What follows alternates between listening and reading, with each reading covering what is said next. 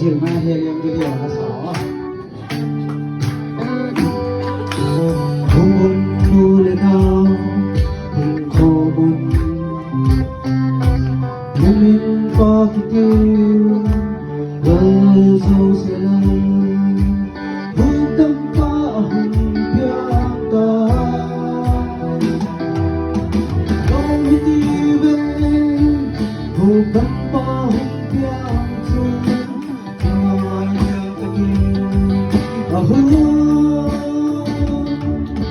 eo đi nhìn lần nào tay cũng tua đi vai đi đi rồi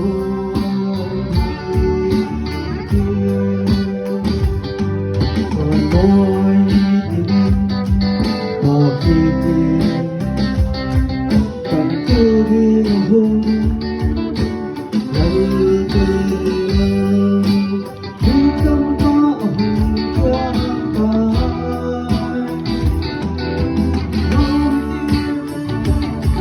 hồ tâm có hùng quang thương khi ngồi niệm ta kia ở hướng eo đi lần lòng tay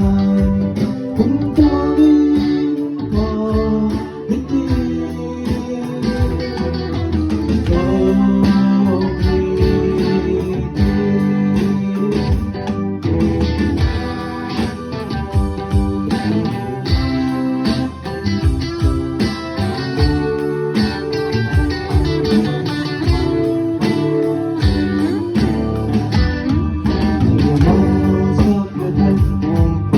để có chưa được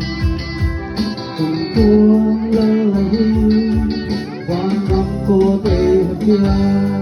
vui đi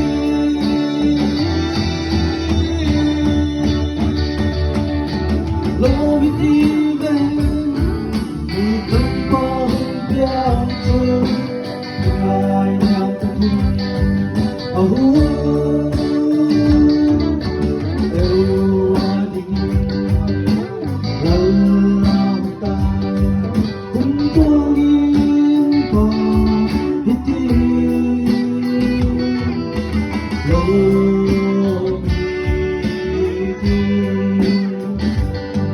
rồi đi nơi qua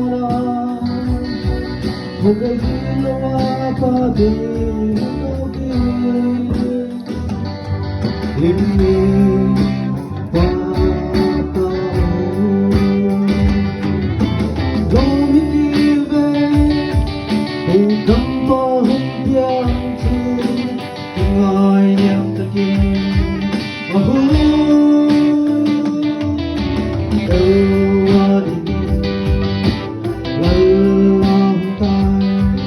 cũng tôi và